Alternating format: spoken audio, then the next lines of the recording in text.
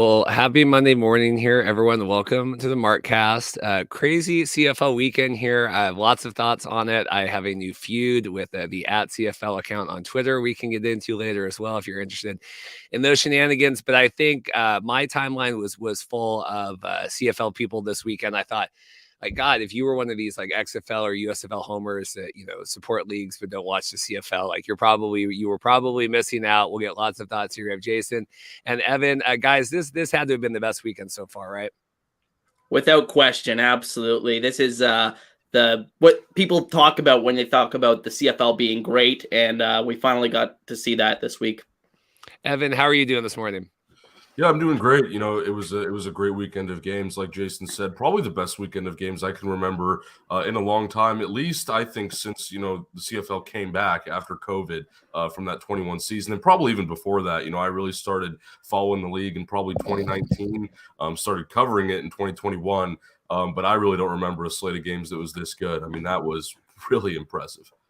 Well, and it was good to me, at least, like on paper, not all of these looked that, I don't think Winnipeg at Ottawa had, marquee matchup kind of on it, and we can get into that. And I was like, we left to go to the Mariner game, and I sit back, I go, what the hell is going on here? But got people checking in here. Chris saying we learned the CFL is exciting. We have comments here. Shane coming in, amazing weekend. Prayers to Trevor Harris and his family, 100%. And I think, especially with Trevor, just his lifetime in the CFL and all the different teams and kind of everything else. I think that is a big, felt kind of across the board. Any initial thoughts on that, Jason, just about Trevor Harris? Anything you want to say off the top? Yeah, obviously it's a devastating injury. They haven't quite ruled him out for the season, which is, I guess, a good sign. But honestly, I think that, it's sad because, he is up there in age. I think he's like 37 years old. So, I mean, at this point, you got to start considering if this is maybe it for him in the CFL. I don't think it is personally, but anytime you suffer a major injury, just like we were talking about with Mazzoli last week, it could be the end for him in the CFL. So sad to see that. Yeah, 38. Mazzoli's up there. I think Mazzoli's 35. I mean, you get to the point. Mazzoli having the back-to-back injuries might be different in that regard. But yeah, Evan, I mean, did we see Trevor Harris take his last snap here on, what was that, Saturday night? Yeah, I don't know. You definitely have to ask the question. And I mean, the severity of this injury, I think really, will determine that. Like if he does come back this season or if he doesn't, is he prepared to play another year? I think the bigger question here is, and I had this written down, it kind of feels like the end of an era because in the event that, I mean, you could possibly have, three guys who have been in the CFL for a long time retire. You need Trevor Harris, Jeremiah Masoli, Bo Levi Mitchell. All those guys came in the league like 2011, 2012, 2013, I'm pretty sure. So, yeah, I mean, we'll see what happens. Personally, I don't know. I couldn't see all three of those guys going. I definitely think, Bo maybe has the best chance to stay. Trevor, I still think, has some in the tank. I don't know about Masoli. We already talked about that, so much last week. But, yeah, it's just so heartbreaking, really, to see all these, quarterback injuries. And not just to the older guys, but, I mean, Matthew Schultz went down in the Hamilton game. And, we're kind of entering this state in the CFL where you're going to have a lot of backups come in. And, we talked about last week about just how thin the quarterback depth is at some of these teams and, the development of certain quarterbacks. So it's going to be really interesting to see, how teams kind of, piece things together with all these injuries happening. There we go. It was muted for the win. Yeah, just terrible. And like I said, I mean, you just saw it on all the faces there. I mean, I think that speaks. And they had, shots in the crowd and just, here and you bring in Trevor and you kind of, they're off to a decent start, right? They were 3-1 or whatever. I mean, the Riders looking good here. We'll see we'll get into the game, but any initial thoughts on Mason Fine here, Jason? I mean, he had obviously that Hail Mary crazy, I mean, he's got an arm and they at least felt fine last season going with him with Cody Fajardo, kind of all of that mess. Any initial thoughts on our man Mason? Yeah, my initial thoughts from rewatching this game on Sunday, because I didn't get to see it live, was that Mason Fine has the athleticism to move around back there. So I think that gives you a chance, especially with the state of a lot of offensive lines in the CFL. It's pretty much a necessity unless you're a guy that can read the defense super quickly, get the ball to your hands quickly like a Trevor Harris. So I think Fine having that ability to run around back there will give him a little bit of a chance. Yeah, James saying sucks my Bombers lost. I'm very happy for the Red Blacks, and the Bombers will make people just checking in here. Denzel talking about Roughriders. It does seem like we're getting more voices here checking in, at least on my Twitter. People kind of invested in the CFL, which I think is good as well. We can get into the first game. I have notes. We'll kind of go back. We'll go in reverse here. Lots to talk on the Edmonton game as well. I'm sure we'll get to. But this Calgary Saskatchewan, we were at the Mariner game, so I knew the ending to this one before. And then watching it in replay, and it was funny because Dorothy came downstairs to see that the Hail Mary. She's like, "Oh my god, like that's great." I said, "Well, you just gotta wait. I mean, there's still a minute left or whatever." Evan, should Tevin there have slid? Should he have gone down, save some time, and then get the TD or however that final with Saskatchewan, that final interaction went down?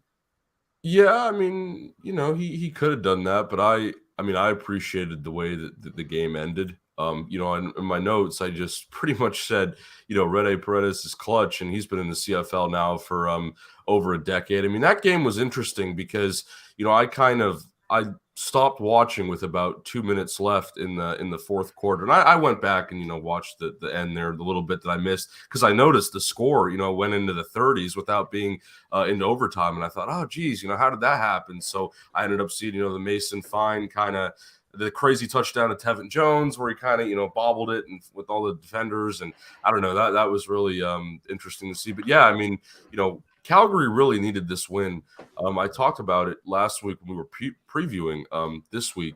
Just given the state of the West, I think this was a must-win game for Calgary. And part of the reason, if you want to talk about Jake Maier here, he kind of returned to his old form for really the first time this season.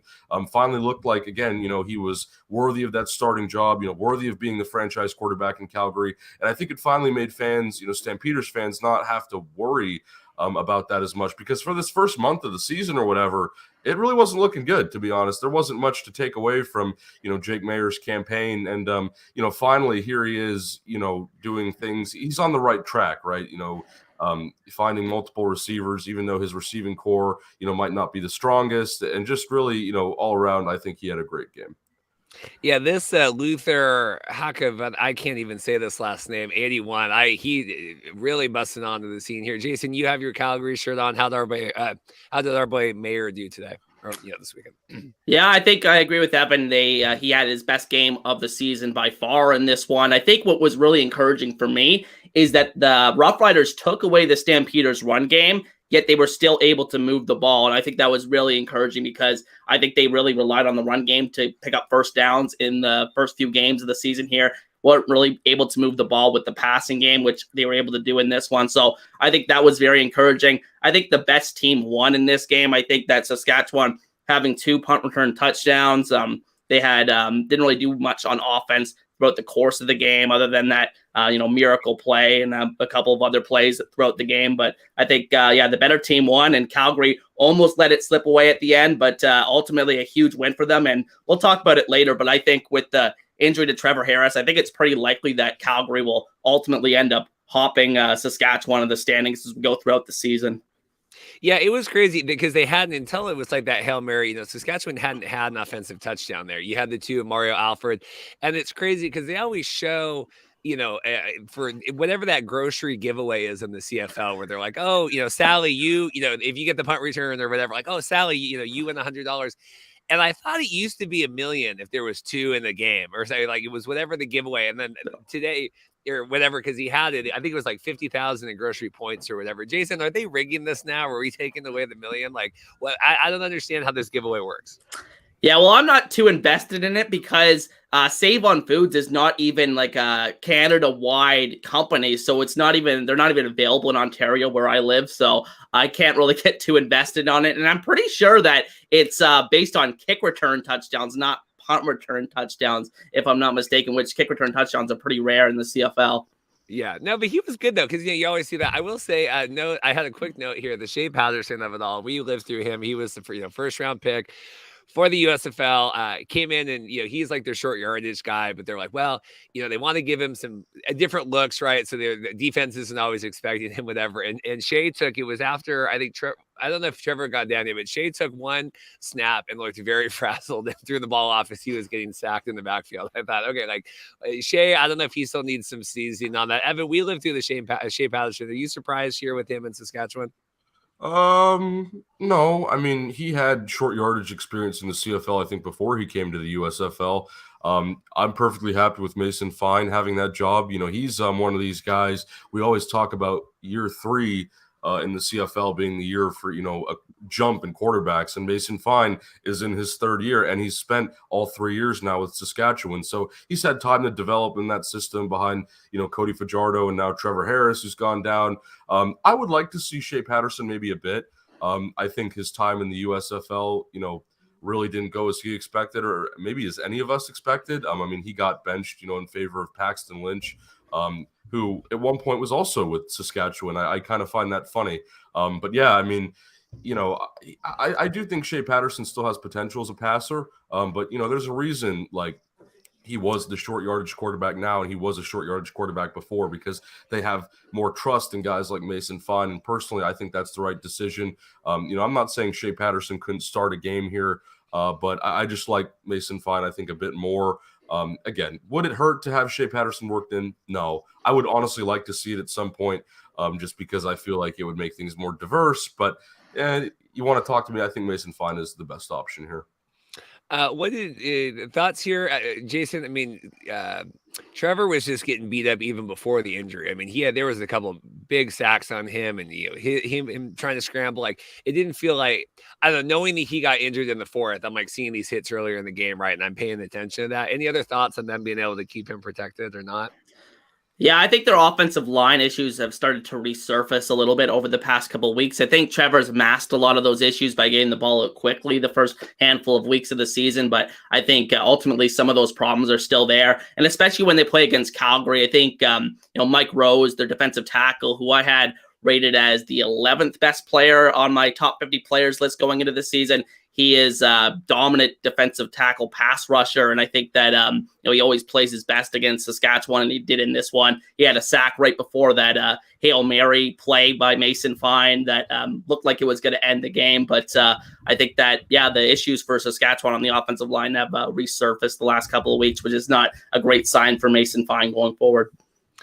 We have this Tommy Lee Lewis as well here. I had the tweet saved, him in on the neg list coming in for Calgary. You know, we've talked about Calgary, like, you know, having all these injuries and lack of weapons for Mayer. What did you make here of Tommy Lee Lewis here, Evan?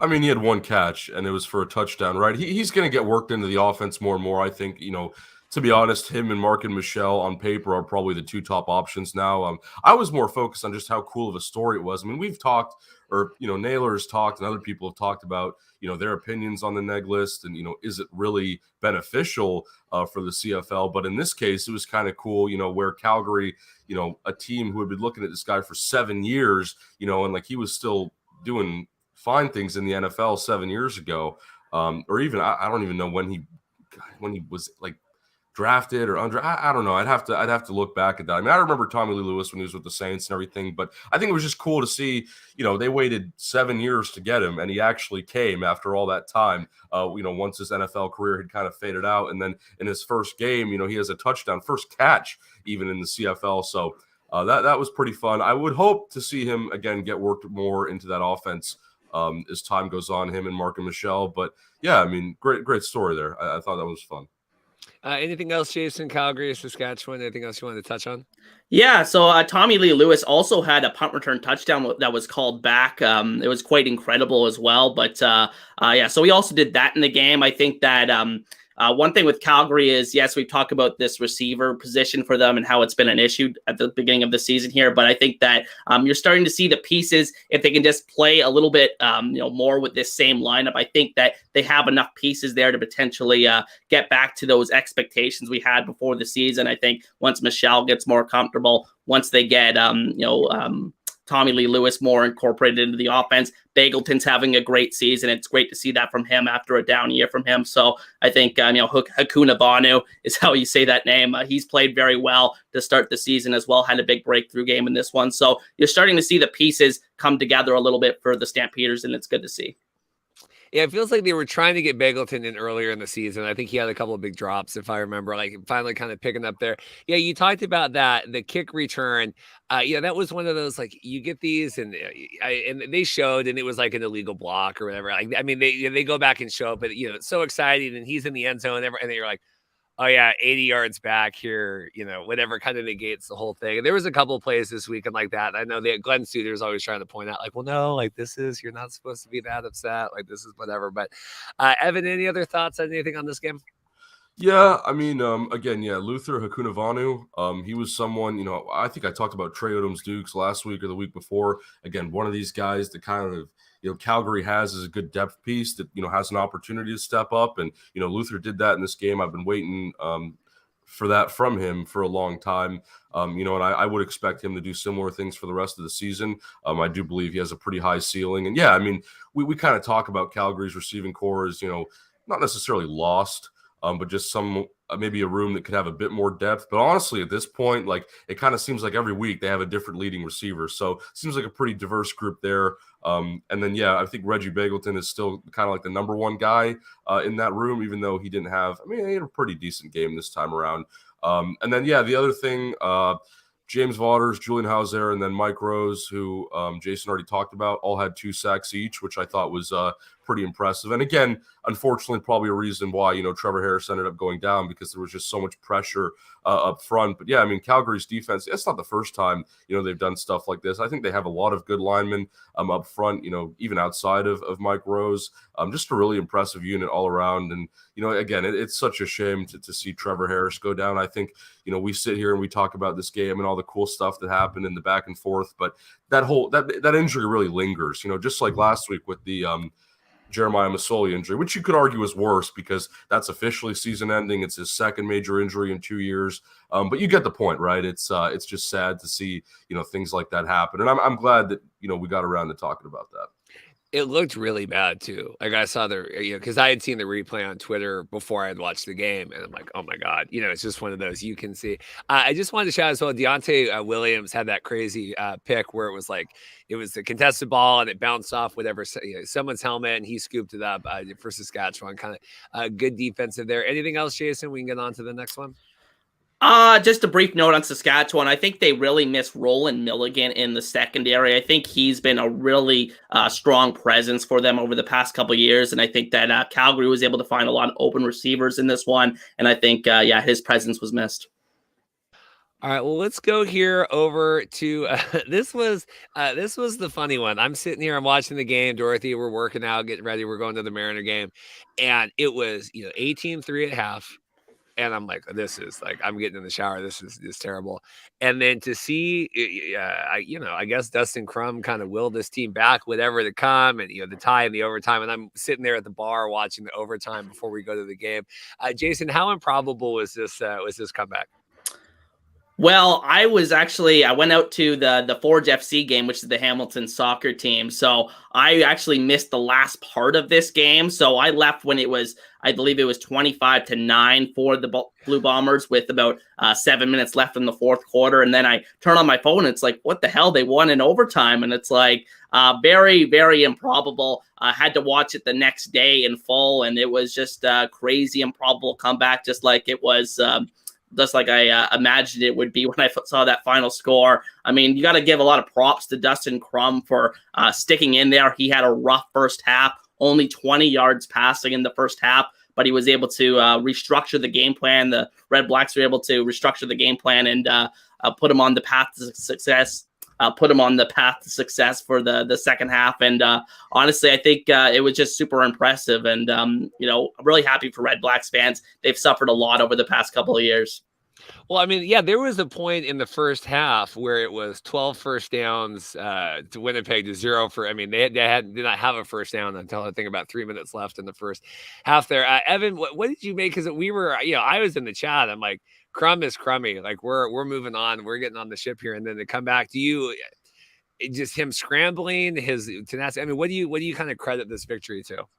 Yeah, definitely his ability to run the football. I think there was a lot to be, left desired sort of in the passing department. And look, it's his first CFL start, so I'm not going to rip on the guy. I mean, last week I kind of said the same thing. I'm like, his legs are an extremely important asset. And this time it won them the game. And I think it's really interesting, how we're looking at this scenario where Justin Crum, scores a late touchdown, gets the 2-point conversion, wins in overtime when he was so close to doing all of that last week in Hamilton. He was like 1 yard short from the end zone, and it could have happened then. And I remember Jason saying, he could have been like the hero for Ottawa in that game. And look what happened this time around. I mean, I think he was more than a hero. They were the commentators on TSN, or it might have been the panel, they were saying like Ottawa, has needed a win like this. They've waited so long. And again, they had a really long home losing streak for a while too. So it's just great to see this happen. And I think, just the game as a whole, we'll get more into the Winnipeg side in a bit, but I think, it was just so, like, we talked about it last week, and this was the game where you're like, okay, like you just kind of hope Ottawa hangs around. And for the first like 3.5 quarters of this game, it went just as I imagined. It was, the more experienced Winnipeg team, pulling in front, Ottawa just not really knowing what to do. They were kind of lost. Yeah, they didn't even have a first down until there was like 3 minutes left or something in the second quarter, which is just unbelievable. But then suddenly, I mean, there was, it was 25-9, and it was like, okay, like you have to make something happen now. And I think the moment that really, changed the energy was the Brandon Dandridge pick 6 off Zach Collaros. I think without that, they would not have done this at all. I mean, again, it's pretty impressive that they did that even with that late pick 6. But I think ultimately what really made, or what caused Winnipeg to lose this game rather than Ottawa winning was their lack of a run game. I think they were really, trying to, well, they weren't forcing runs because they threw a late pick 6, but, their rushing attack in this game was pretty much non-existent on Winnipeg's end. And I think when you're trying to burn clock late and you don't have a run game, that's usually a sign that you're going to give up some late points. And that's exactly what happened. I mean, it was just so, one of those games where you're sitting there and you're just constantly kind of pinching yourself like, this isn't happening. This isn't happening. I love this clip here. I love this woman just so happy. I'm like, you're beating Ottawa. Like, it's over. Jason, I want to talk this final play, and then we'll again want to get your thoughts on this overall. But we had this tweet, John Hodge here, right? After all this, how on earth did Winnipeg's defense leave the middle of the field open? Poor play calling, poor tackling, loose checking in. Winnipeg didn't know Crum's tendencies. I'm like, we saw this exact same thing last week. Like, what do you mean they didn't know his tendencies? Crum had many down the field runs. What did you make of just how wide open he was on that final play? Well, I was watching Darren Bombing and the Bonfire Sports guys talk about this, and they were saying how blitz heavy the Winnipeg defense was throughout this game. They just kept throwing blitz after them, and eventually Dustin Crum figured them out. And once they figured out where they were blitzing from, left a lot of vulnerable areas right up the middle of that defense. It really confused me, given how limited Ottawa's passing game was, that Winnipeg didn't put a spy in the middle of the defense, used Big Hill as a spying linebacker there. But I think instead they went blitz heavy, and they kind of got burned throughout the end of this game. Was Darren just in shambles? Actually, I think Zach was more beaten up about it, actually. I think it was like his birthday too, or his birthday was this weekend, I think, as well. So that was probably a double. But Darren's like, because he's a reporter, but I mean, Darren's like a little bit of a, that's his fanboy in there a little bit. I bet he was in shambles. Jason, do you look at this more as Winnipeg collapse or Ottawa winning the game? I think just because of the bizarre circumstances, I think I take more from Winnipeg losing the game. I think that, it's just a stark contrast from how they were able to close out that game last week against Calgary when they had that nice 10, 11-minute drive running the football. As Evan said, they could not get the ground game going in this one. And I think that was just, a major factor why they couldn't close this one out. I think on the second to last possession for Winnipeg, or the last one in regulation, they actually got a first down that would have allowed them to kill a lot more clock, but then it got called back due to a penalty. And then they had to punt the ball away to Ottawa. And that was pretty much the rest is history. I had this shot here, and we'll talk more about this photo later. But I said, do you believe in miracles here at Red Blacks? Evan, what do you make here? We've talked now Winnipeg having 2 bad losses, right? We had the BC game and then this game. Evan, what do you make of Winnipeg? Yeah, well, this loss was just an embarrassment, for that team, given their experience, their depth, their reputation. I don't know how you lose a game like that. And this is kind of, proving a point that I've been thinking about now for a while. And it's that maybe BC really is pulling ahead in the West. Again, you can't speak too early, but I mean, this is just an unacceptable loss. I mean, if you are losing games like this, I mean, you can't even really be talking about playoffs and Grey Cup quite yet. Again, even though this team has been in the past 3 Grey Cups and won 2 of them, I just think, it was a complete meltdown, and this is definitely the low point in the Bombers season. I would imagine this is probably the lowest it gets for them. I don't think they'll let this happen again.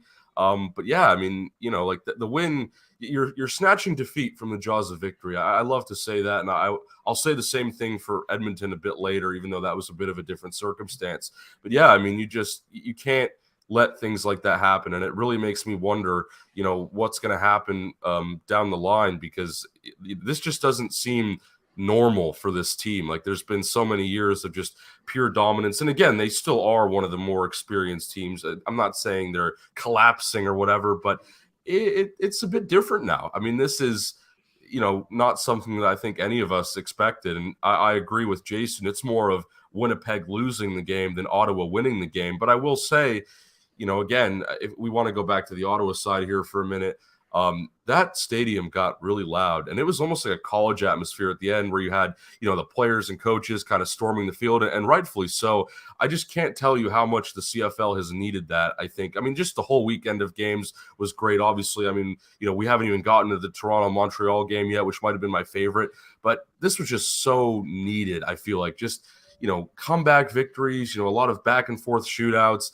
especially Ottawa getting a win. I said, this win was for Jeremiah Masoli, just given everything that's happened. And it was just so much fun.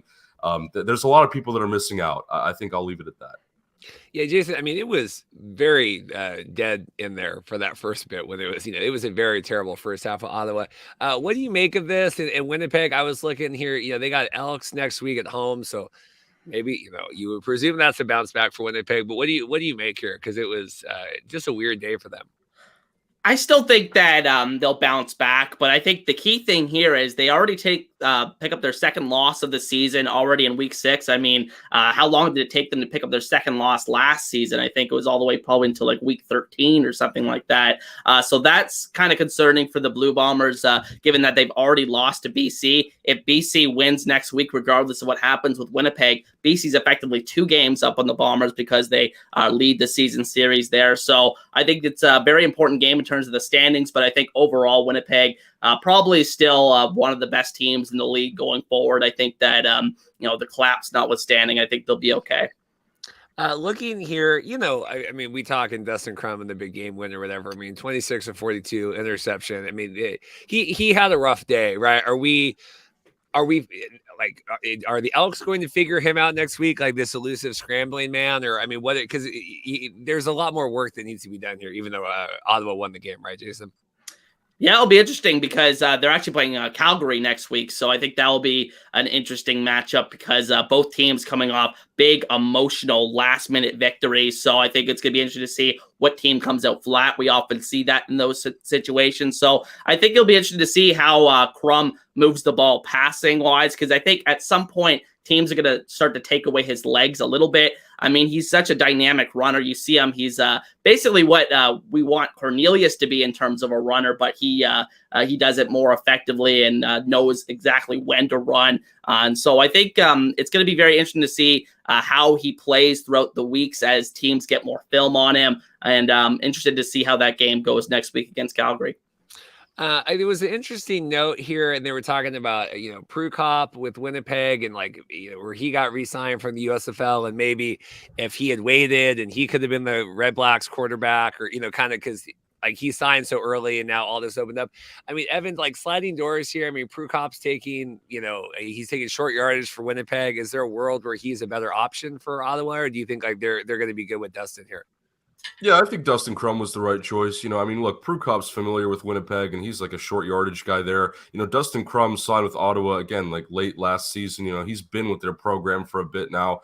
And I think after, this win and the way he kind of put the team on his back, how do you not root for that guy? How do you not say he's the best option? That was just about the best thing you could have, and it finally gives Ottawa fans, that level of confidence. So, yeah, Prukop, I don't know. Even in the USFL, he wasn't an extremely impressive passer. Not that he really had a big role. But I think, Winnipeg made the most sense for him, just given the familiarity. And, I think Ottawa already had their eyes on, again, a couple guys. Like they just brought in, Tyrell Pigrome, Jake Dunaway. So, guys that they were kind of familiar with. I mean, well, Pigrome was the guy in Winnipeg who, Prukop replaced, which is, I guess, kind of ironic considering we're talking about this whole thing. But no, ultimately, I think Dustin Crum is the guy. Ottawa still had some really bad penalties. They had that misconduct penalty that gave Winnipeg that touchdown early on. There was like a bench penalty as well that Paul called back one of the returns. I don't know. Still need to kind of clean that up. What do you make here now, Jason, going in here with Bob Dice, everything else, and any other thoughts you want on this game? Yeah, it certainly wasn't a perfect performance. There was also each team also had a drop deep ball in this one. Ottawa had one just before the half with a chance to make it a one-score game. I believe it was Savon Scarver that dropped the ball. It was a beautiful pass from Crum that really could have gotten going in the first half of that game. So, I mean, it wasn't a perfect game by any stretch. Again, like you said, the penalties that extended drives for Winnipeg. I think there was one near the goal line that led directly to the touchdown the next play. So, I mean, some things that need to be cleaned up for Ottawa, but in terms of where they were at before this game, they were looking at 1-4 right in the face, and they were able to get the win here. So that's it's a good thing. Yeah, I had a note. I had a couple new ads. I had a CFL new hat ad. I don't know if you've seen. Have you seen this commercial with all the people standing in the stairwell and they have like all the different hats in there?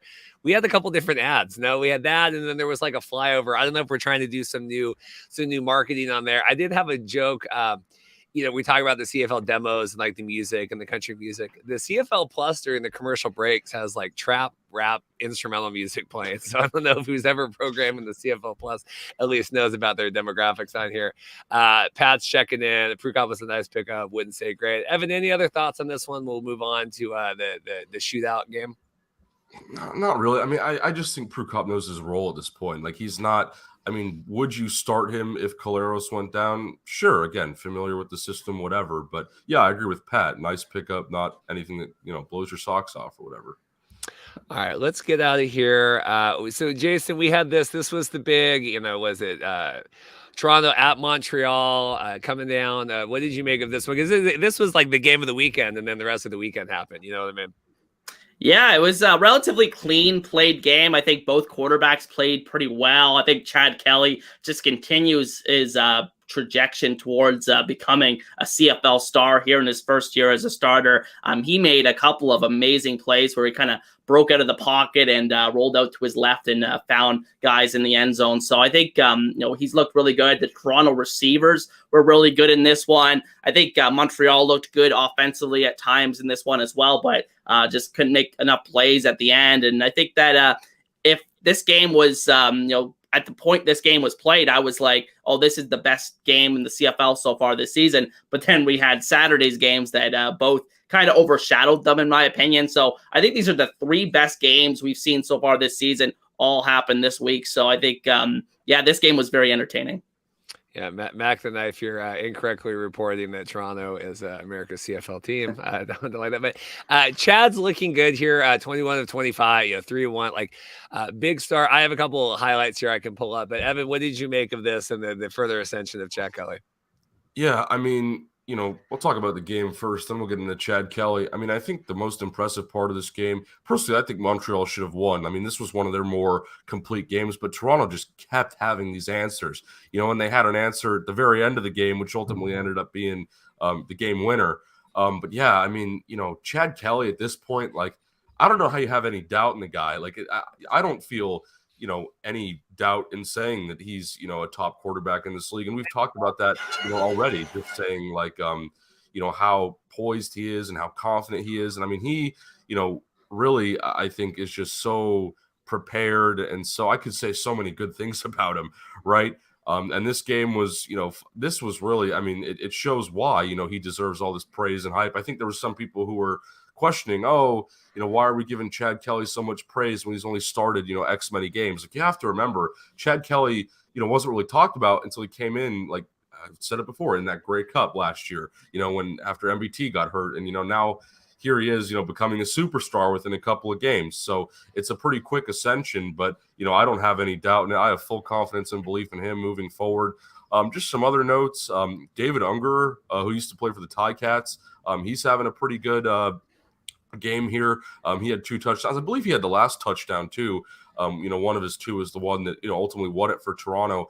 So good to see him get worked into the offense. And then, I mean, DeMonte Coxie, if you want to pull up that catch, that might have been, one of the better catches I've seen ever in the CFL. I mean, that was, just textbook. I think you've already been showing it. I just haven't been paying attention. But, yeah, great catch by Coxie for sure. And, again, just goes to show, yeah, I mean, we can talk about Chad Kelly a lot, but his receivers have been pretty good too. I mean, he's got Cam Phillips, Tavares Daniels, who had a nice game, Coxie, et cetera, et cetera. And then on the defensive side for Toronto, Wynton McManus and Dwayne Hendricks were pretty impressive. Dwayne Hendricks had a 2-sack game, so good for them. But yeah, ultimately, I mean, I think this was Toronto's offense that really won. I mean, it was just such a complete, offensive clinic, you would say. Jason, I'll be curious what happens next season, because I think that this is good right now, and this is good for Toronto, and this is good for the league. I don't know if Chad Kelly is a 5-6 year CFL quarterback, but what did you make of this game? I think that I just think that the story is Chad Kelly so far this season for the Toronto Argonauts. I think that, that was really the only question I had about this team going into the year. I thought that they retained so many pieces of that Grey Cup team last year, except for the quarterback. And I think that Chad Kelly has maybe even upgraded from McLeod Bethel Thompson based on what we've seen so far this season. I mean, that offense is just a well-oiled machine. I think Ryan Dinwiddie does not get enough credit for the game plans that he puts together. He's done a masterful job of bringing Kelly along, making sure he doesn't make too many mistakes early on in his CFL career as a starter. So I think that it's been really impressive to see Toronto roll so far this season. I think defensively, it wasn't their best game on the whole, but I think that overall they played very well this season. Tops in the league, I think, in takeaways and stuff like that. So I think that going forward, Toronto looks like the team to beat in the CFL, unfortunately, for me as a Tiger Cats fan. I had a highlight here that they were showing with forward with Cody here, kind of faking out. How do we, Jason? How are we making of Cody here continuing in Montreal? I think he's done a really good job in terms of, showing that he is healthy this year. I think that is just the biggest thing. I've said that week after week on the show, but I think that the biggest thing is that he can escape pressure. He wasn't able to do that as much last year in Saskatchewan. And I think that is a huge difference for him. You saw that one improvisational touchdown that the play looked dead in the water, but he was able to spin out of it, make a play for the touchdown. So I've been pretty impressed by Fajardo so far this season. Some of the receivers are really stepping up. I think a couple of the guys that they have injured will be back probably in the next few weeks here. Hopefully Greg Ellingson is one of those guys, because he is very much a difference-making CFL receiver when healthy. But yeah, I think Fajardo's looked pretty good so far this season. It looks like a good crowd here too. I mean, just from that shot, like I said, I only saw this game on the highlights, but I mean, it looks pretty phenomenal. Evan, I had this stat here to share with the CFL News. How many, because they've had, 2 byes here now going into 6 weeks, but 32 points, 43, 45, 35. This team can score. Like it feels, I'm tired, I like these Rouge games in the 11 to 12 or whatever, but having some of these shootouts certainly helps. And we talked about the excitement this weekend and everything else. What do you make about this, Toronto just being able to put points on the board? Yeah, well, I mean, like I said before, well-rounded team. You've got one of the best quarterbacks in the CFL. You've got an up-and-coming running back, and AJ Ouellette, who also had a nice game against Montreal, and then just a diverse receiving core. I mean, BC's been scoring a decent amount too, and I mean, look at their receivers. The more guys you can spread the ball around to, I think the more points you're going to be able to score, because someone is always going to step up if you're not just relying on a number one receiver all the time, even though that's probably a nice thing to have. But yeah, I mean, I'm not shocked that Toronto is scoring this many points. I mean, they probably could have scored more in this one just with the way it was going, all that back and forth. It just feels, and I don't know if it's just because we're doing these recaps every week and my Twitter timeline right now, it does feel like the CFL has a little something going right now. I have an article saved here. I got to look. Steve Simmons posted. I'm talking ratings up this year, and I've seen some controversy with that. So I want to look into that. Maybe reach out to Steve as well to come on because he's been on before. But do you feel that, Jason? Like, is there a little bit of a kind of a buzz going? Maybe that's not normally here. Yeah, I think it's hard to tell because I mean I think that with the TV ratings, a lot of it depends on matchups, right? I think that certain teams definitely draw better on television, and certain matchups definitely draw better on television. So it's good that we've seen an upward trend, but I think we need to see it over the course of the season and continue to build throughout that. So I think I'm not taking too much away from it yet, especially now that they're including the RDS ratings as part of that that number so far this season. So yeah. Pat wants your thoughts, Jason, on the quarterback shortage here and kind of, running out of options. We've talked injuries and stuff, but what do you make just overall kind of the state of the CFL with the quarterbacks issue right now?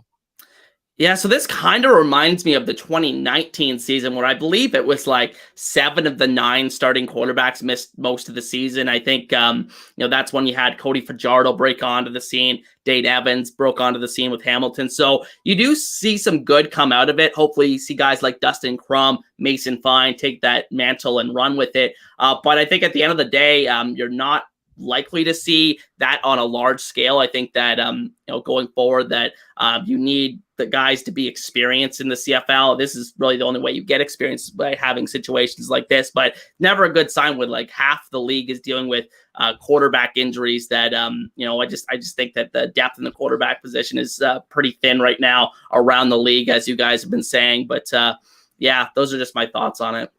Evan, anything on this to add? Yeah, I mean, I put out a tweet, saying, this is the time where the CFL really needs to be pushing proper quarterback development. And what I mean by that is maybe taking away from some of the short yardage guys. Because now in the CFL, it's like the short yardage quarterback is a completely separate position, but you're so focused on those guys, just rushing the ball for a couple yards that you're not actually working. I mean, I'm not, there for CFL practices, obviously, but it kind of seems like these guys might not be as prepared to just start throwing the ball when needed. So I think you look at, what the XFL is doing with like Jordan Palmer, bringing a guy in like that to just sort of assist with the quarterbacks, develop them, then maybe you see more guys, either come in or just the existing guys, perform better. I mean, I will admit, it is hard to find quarterbacks in any league, but, I don't think you can just blame all this on, the XFL and the USFL exists now, and they didn't used to when the CFL was trying to find guys. Has it made it harder? Yes. I'm not trying to, steer away from that, but if you're going to put all the blame on that, I mean, come on, man. Like there's still plenty of options out there that you can work to, get guys up to speed and everything. So it's a tough issue, and to find guys that like right now are just ready to start. It's very hard. I mean, Dustin Crum, like we weren't really sure about him, now clearly, he's got some traction. Mason Fine, I feel better about, again, just because he's a year 3 guy. He's been in Saskatchewan system for a while now. So I think he's ready to make the jump to a starter. Yeah, I mean, we'll see what happens in Hamilton. I mean, we're going to talk about that here in a minute. We'll see what happens with Matthew Schultz and Taylor Powell, the guy behind him. But yeah, I mean, there definitely is a shortage. You can't deny that. Yeah, I thought Naylor had a really good spot on the show this week. And if you guys, even it's, previewing week 6, but it's more just kind of Naylor talking. If you guys haven't seen that yet, but talking, I think that Evan, that's what kind of spurred our conversation about that, where he's like, you don't have that traditional quarterback 2 where you're working at where you used to have Caleros and spent years kind of being the backup and learning from that, or Michael Riley or kind of whatever that other stuff. The other interesting thing with the Naylor thing was he was talking about like Schultz and like he takes a lot of hits, and then of course like we see Schultz kind of do all that. But if you guys haven't seen that, I will say, Evan, I agree with the Palmer thing where they're like, hey, we're wanting to bring in all these XFL quarterbacks, right? Like we're starting from scratch, where there is a little BDE with the CFL sometimes where it's like, well, it takes 4 years to like, you got to learn our stuff. And you're like, yeah, maybe if you kind of like guided some of these guys along, as opposed to like, trying to make training camp a living hell for people and like, well, this is our sport and you need to figure it out. Like, I think maybe you could help develop that as well. Jason, any other thoughts on the game or this? We'll get to the Hamilton stuff. Yeah, in terms of I think it was a really good point that Dave made about the short yardage specialist. I do think there's certain situations you look at the league, it's like if that starter went down, is the so-and-so backup actually going to be the guy that's given the chance to start? Like I look at Calgary, Jake Mayer goes down. Are they really going to start Tommy Stevens? Because I don't think he is very good as a passer from what I have seen in the preseason and other times that he's thrown the ball. So I think that he is the definition of kind of the player that Dave is talking about. So yeah, I definitely think it's a point, but I think, going forward, I think that most teams with the 3 quarterbacks dressing now that we didn't have a couple of years ago when we came back from the canceled 2020 season. I think that's huge for the development of quarterbacks in the league, getting more quarterbacks in the pipeline and playing time. So I think at the end of the day, I think, it's not as dire as people make it out to be. I think that, it's mostly just the quarterback injuries, I think, that are the biggest concern at this point. How do we keep these guys healthy? I don't know. Yeah, I mean, because even like Winnipeg, like Prukop, like I'm not, that is not a suitable replacement for Zach Collaros at this point. Coming to the last game here, and this was, I've got Dave Campbell scheduled to come on this week, and Elks are going to be back on the road. He's going to be on the road in Winnipeg, but we're going to schedule ahead. Dark days here in Edmonton. I think it was Farhan. It was already reporting yesterday. Taylor Cornelius taking, first whatever snaps again, starting snaps. Evan, what is the definition of insanity here? Like, what are we doing in Edmonton? Yeah, I mean, I can only talk about it so much, right? I think every week it's like, what happened to Trey Ford? What's going on? Like, how often, can we put Cornelius in? And, yeah, I mean, Cornelius, again, kind of came back to earth in this game. I think last week he had a decent performance. Again, nothing that was amazing, but again, finally looked like, maybe he could hold the starting position. Unfortunately, that went away again this week. And, yeah, I mean, that play that you're showing right there kind of explains why. This game I really do think was winnable for Edmonton. And there was so much talk, going into this week about Edmonton's finally going to do it. They're finally going to break the streak. They're going to win at home. It's going to be a big deal. And it didn't happen. I mean, in the second quarter, I think it was end of the second quarter, beginning of the third, that's when you could kind of see the momentum shift. And, I mean, after that, Hamilton just completely took over, and it was the James Butler show from there. You had Taylor Powell coming in for Matthew Schultz and throwing a touchdown on his first pass as a pro quarterback, which I love hearing things like that. I was so excited when that happened because I watched that full game. But yeah, I mean, just kind of a disaster for Edmonton. I mean, again, how many times can you use that word? But it's just so, at this point, it's almost expected. Unfortunately, it's just, this team constantly shoots themselves in the foot. And, how many times is this going to happen before, changes are made? I know there was an interview that went up with Victor Cui, and he was very honest, talking about the situation with Chris Jones and what the contract looks like. How do you move on from that in the event that you keep losing? But unfortunately, I think we can all agree, and, maybe we talked about this week or last week, maybe we didn't. But either way, this game was kind of like the last one that just looked like it was in Edmonton's reach. Because if you look at the schedule after this, I mean, I think Mike was saying they've got a clear path to 0-9 at this point, which is, I mean, hell, that's halfway through the season without a win. And I don't know, I mean, maybe someone can tell me that has a bit more, history with them, but I don't remember the last time that happened where a team started 0-9. I do not want BC to be the team that gives Elks their first home victory. Like, that's kind of my fear at this point, is like, how is that going to come? Jason, what do you make of this? I mean, obviously, as a Ticats fan, you're gonna take the win here, but this was a bad look for Edmonton.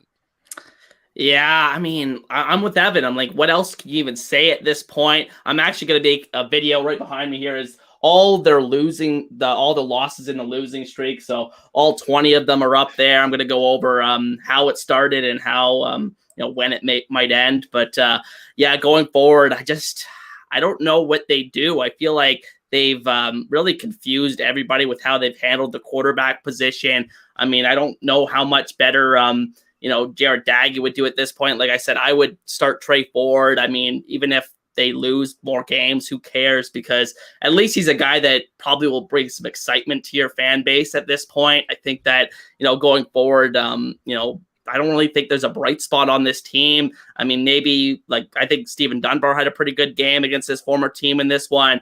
Kevin Brown, running back, is a pretty good player as well. But I think, going forward, I just don't think that this is a very cohesive team at all. And it's sad because we saw Ottawa get off the schneid a couple of times with a couple of wins at home, but Edmonton's still stuck at 0-6. Everybody else in the league at least has 2 wins now.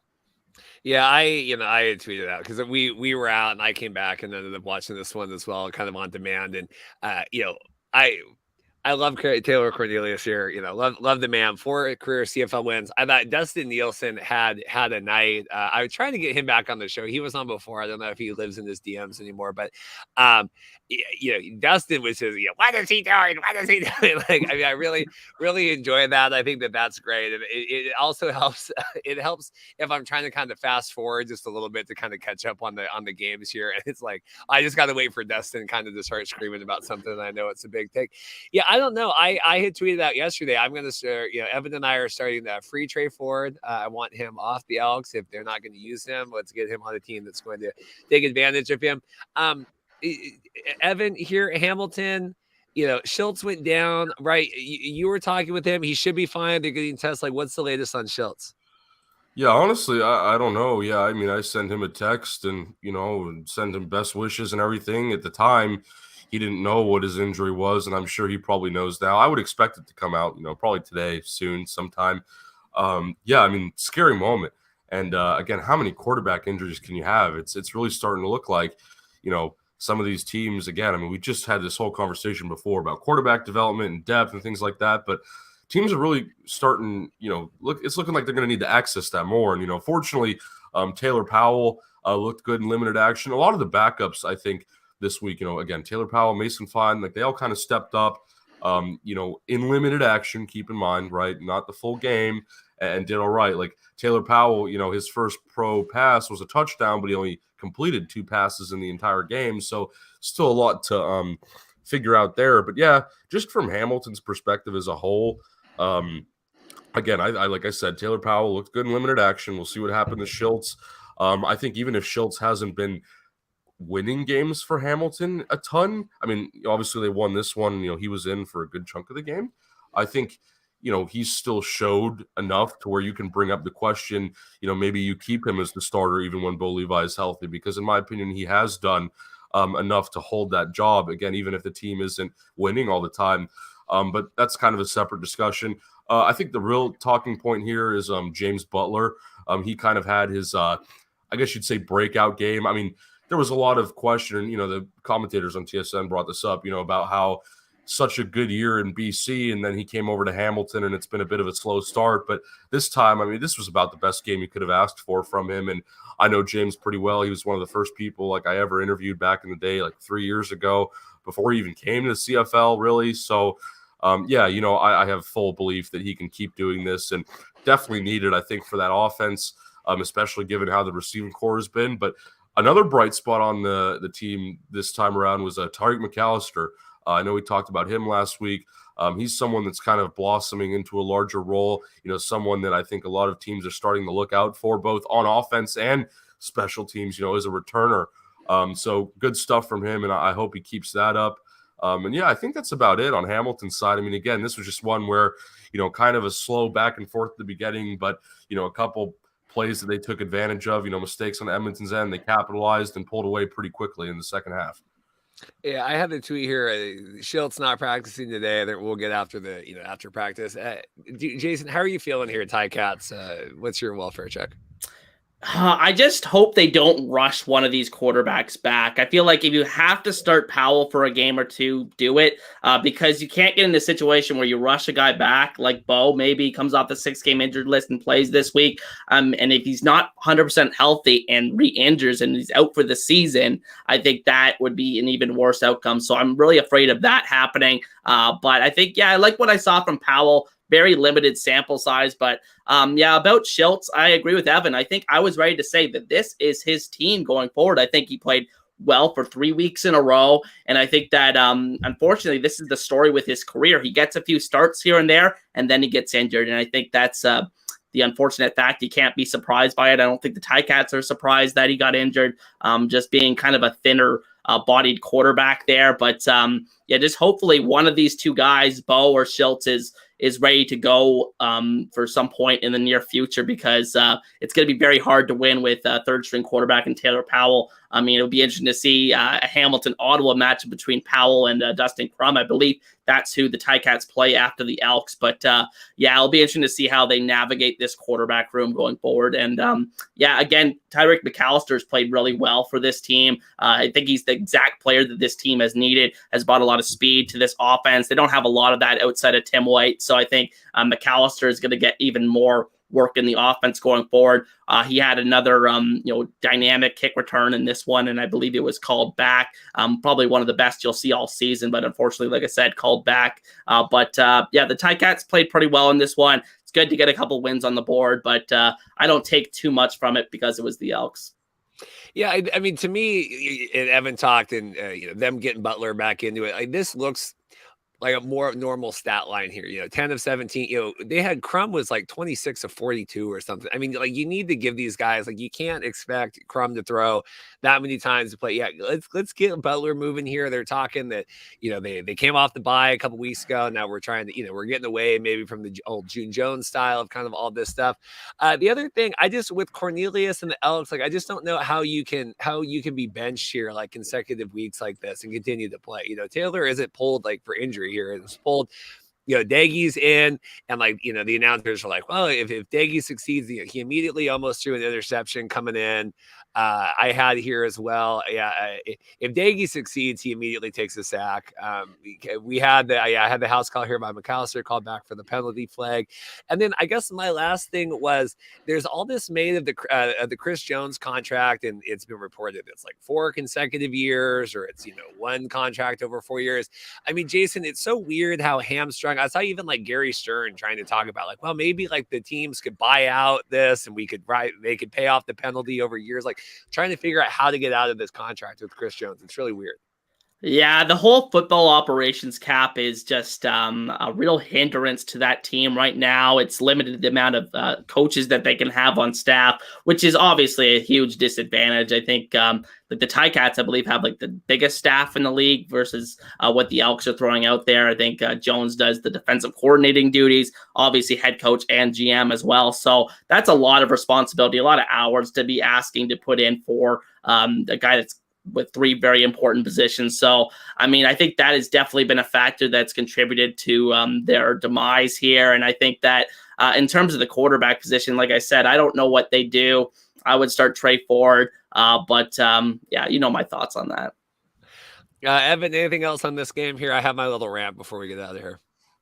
Yeah, I mean, start Trey Ford, start the chant. That's I think that's what I'm going to leave it on. What do you got here, Jason? You've got Argos coming in. How are you feeling here? Argos at home. I think it depends on the quarterback position. I think that the Ticats have beaten the Argos in the past couple of years, a couple of times at home. I mean, I did a video a couple of weeks ago about how the Argos have generally dominated the Ticats over the past 3-4 years here. But in general, they usually, when they win, it's usually at home against the Argos. So I wouldn't be too surprised. Schultz was actually the only quarterback to beat the Argos last season. So if he's able to go, that would be huge. But again, don't want to rush anybody back from the injuries. Not overly concerned about one game, especially in terms of the greater context of the CFL. But it's going to be interesting now with the playoff race kind of tightening up, every team at 2 and 3, Ottawa picking up that unexpected victory, Montreal. Jason looks like he's got a connection. Oh, there you go. Jason, are you back? Oh, there you go. You hear me? Yeah. So yeah, I'm not too overly concerned about Friday's game. I think that the Argos will be favorites, obviously, but I think the Ticats probably give them a game, and it's going to probably come down to whether or not one of those quarterbacks is healthy for them. Well, here we go. Well, this is good. This is fun. I have my little rant here. We'll get it. We have our little football talk. Evan likes knowing the feuds of the Marcast here. We've had the Marshall Fergusons and the Cody Verdoners, all this. This was just bizarre to me. Like I said, I'm sitting we were going to the Mariner game Saturday night. I pull up CFL Plus. I pull up the the game, and I'm watching. I just tweet out like, this, can you, do you believe in miracles here? Whatever. We're getting, tweet out going to the Mariner game. And the next day I wake up and the CFL has tweeted out this, like, repurpose this. And again, this is like, I don't care. This is like, TSN broadcast, whatever, like do whatever you want. But like, they took the screenshot that I had cropped like off of my phone and they tweeted this out and good night. And it's a screenshot, right? And I said, what is going on here? And I DM them. I'm like, hey, like, what is this year? They're like, oh, someone, because this is a common. The point is, this is a common trend I've heard. Like CFL, and they don't like to give content creators credit, or we're shutting down YouTube channels, and kids can't show the recaps and all this stuff. And I said, like, I put like, what? I just became confused. Like, oh no, like we didn't know that was yours. Someone else sent that to us. And I'm like, so then someone else sent it to you and you didn't get, like, what is happening here? And so we kind of went back and forth. And I just said, like, I don't understand this like lack of like, we're the CFL. We don't want, like, we're all in this together, but like, we don't want to acknowledge people. We're like, I've never had any interactions with the CFL Twitter account. Like, I've been covering this league for 3 years. We're on here every week. I know, Jason, does that just seem like am I out on left field here? I just woke up. I was so surprised. Yeah, it's just bizarre that they used the exact same screenshot that you took. But yeah, it's kind of weird to me. Like, I don't know why the CFL doesn't embrace the people that are giving them free promotion, really, for the most part. And I think nobody's really making too much money off of this. It's really just doing it out of the goodness of their heart. And the league can't even embrace the people that are really trying to help grow the league going forward. So yeah, that's the issue I take with it. I think I totally understand your point. Evan, I know Evan's not going to have it. They told me, they said, what was the word? They said, I have the DM. They said, we're reimagining our content creator strategy. More to come. We hear you. So that's what they told me. So I don't know if that means like we're going to start embracing, like Jason said. I don't understand that. I woke up very bizarre. So we are at war with the @CFL Twitter account. Evan, anything else from you? You don't need to comment on this if you don't want to. Anything else from you before we get out?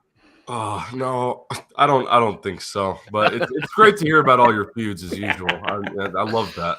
Well, we can't rest. We can have no rest in our heart on here. But no, I mean, Jason, like, this is, I am not the best or most consistent or smartest or whatever. Like, I will be the loudest when there's things that I feel passionate about. And I do feel passionate about, leagues like the XFL and the USFL and the CFL. Like, we are not the NFL. Like, we need to embrace people. Like you said, like, we're spending, hours every week. And I'm sitting there yesterday, Sunday morning, I'm rewatching the game. I'm taking notes on my phone as I'm running on the treadmill here, feuding with the CFL on Twitter. So like, this is done for the love. And I would just appreciate a little bit of like, hey, good, like, we appreciate, like, good job. Like, we appreciate that. Like, even the XFL does that. Like, hey, we appreciate you. Like, thank you. So I don't know. Anyway, that's it from me. Evan, you working on anything coming out, or Jason, anything you want to plug before we get out? Not too much. I'm doing that Edmonton Elks losing streak video. As you'll see, it probably be out either tomorrow or later today. So be sure to check that out on my channel. Evan, anything else? I've probably got a couple XFL related articles coming up, but nothing too serious or extreme. Well, good. Well, I'm working the rest of the week. I think I have a good show put together. I think Campbell's coming on, and then we got Ben Grant coming on to talk Argos. And then I'm working on a special, I don't know if it's going to work out, trying to get a cool XFL interview. We'll see if that works out. If you missed our chat with Russ Giglio, I thought that was really great last week. He's the director of player administration over at the XFL, talking all of their stuff. So good episode. Busy summer. Didn't do as well as I would have liked. So if you missed that one, go check that out. We'll see you guys next time. Appreciate everyone, and we'll get out of here. Thanks.